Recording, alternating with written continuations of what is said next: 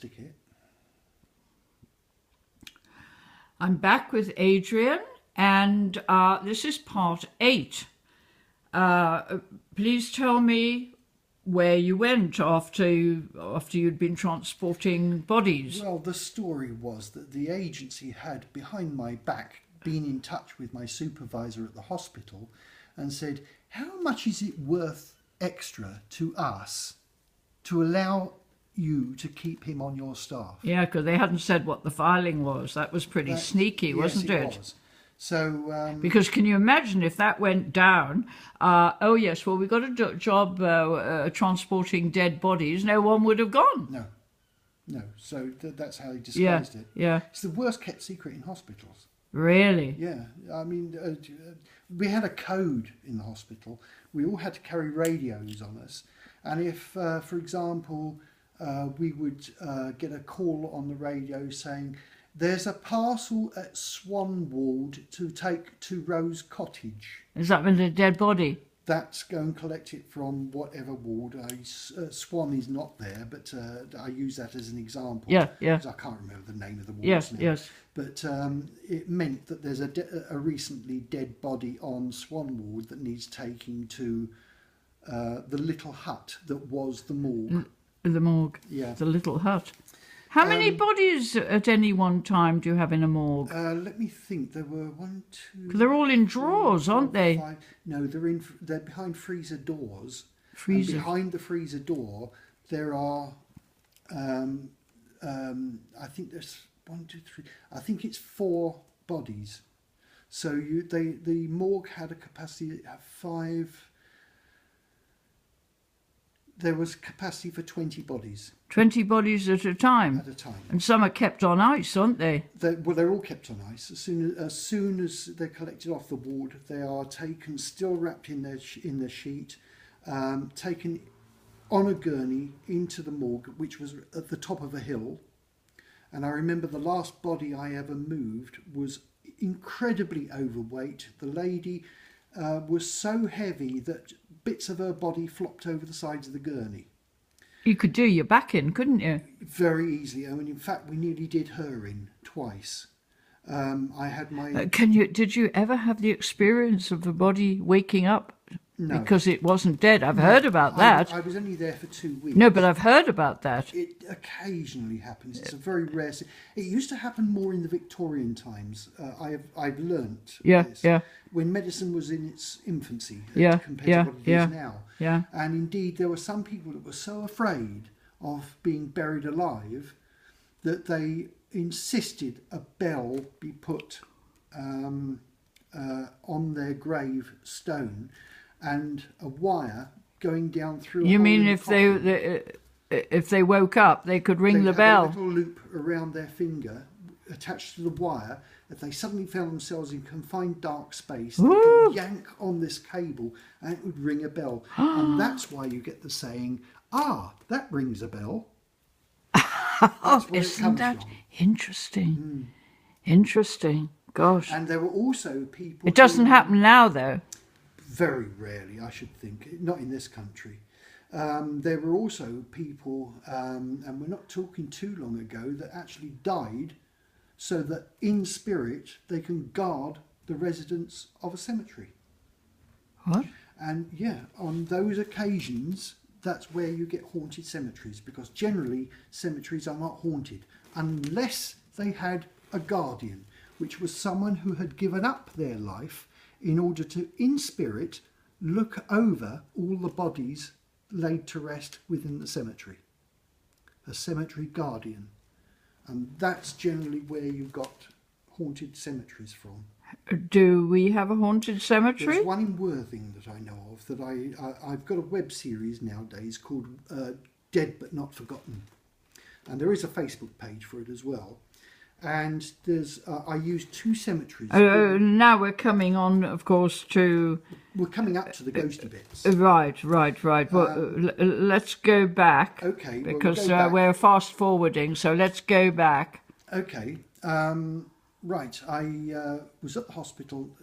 the hospital were not going to pay any more to keep me on. That's ridiculous. I was no more an asset than anything else. They should have taken on Peter James. Yes, I know, but Peter James hadn't started writing his crime novels by that point. Right. Anyway, they pulled me out. I had been told what had been said over the phone. I was very disgruntled, and the agency did say, well, work until the end of the week and then come and see us on Monday and we'll see what we can get for you. So when I went in on the Monday, I said, they shut me in an office, and I said, there's a little thing I want to bring up.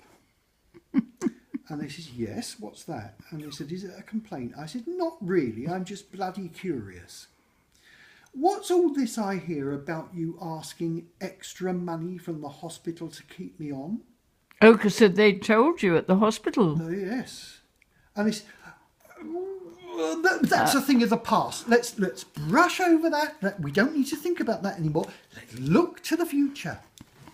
And I said, okay, what have you got for me for the future? And they said, we've got you an interview at American Express. Wow. I said, but I'm not numeric. And they said, no, but you're a communicator because you're a trained actor. And we've got you an interview with the switchboard manager.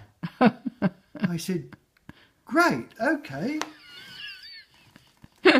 So I went along for an interview, and the guy was so on edge. It was like he had constant electric current running through his body. And he was purple in the face. Purple? Maybe he was a drinker. It turned out not. He had very high blood pressure and took his work home with him. And is he still alive? No, he's not. Ah. And ironically, he made out his staff's life sheer hell, but had a public face for all other departments other than switchboard. And the public face was Mr. Helpful. Yes, no request is out of bounds. You say anything you want. If you don't want calls put through to you, then ask and you shall have. This was the public face. Right, and the one behind the mask? Behind the closed doors, the goalposts moved on a daily basis, and he was hawk eyes watching you all the time. And if you did anything that didn't suit his mind for that day, he'd ask you to switch your particular unit down and go for a personal meeting and get told off and read the riot act. Oh, you were back at school? Yeah, literally. He was a control freak. There was even a woman there at the time, coming up to retirement, had brought up 2 children and was still frightened of her boss because she thought he was going to sack her and she couldn't get another job. So she used to go along with whatever his bullying attitude Oh, how required horrible, of her. horrible, horrible. So he had a heart attack? He had a heart attack in the end. I said to him one day when I was working with him on my own late in the evening, because American Express worked round the clock. Yeah. And when the switchboard is no longer being used by the British, we suddenly get the Americans calling in. Yeah. So there's another whole phase Yes, that starts. yes. So someone's got to stay there to 24/7. So I was working with him on several occasions, and on one occasion I found I could talk to him without having my head snapped off. Yes. I said to him, American Express is going to be here a lot longer than you are. And he said, what do you mean by that? And I said, you take everything to heart.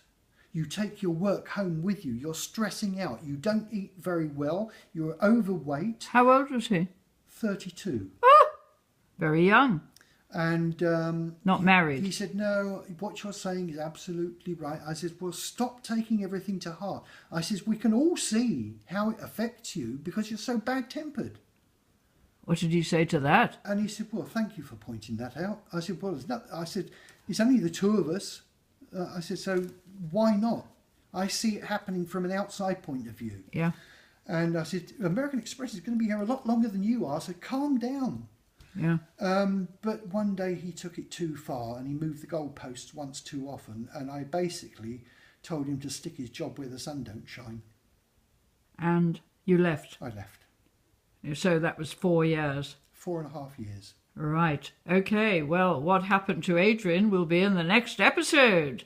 Thank you, Adrian.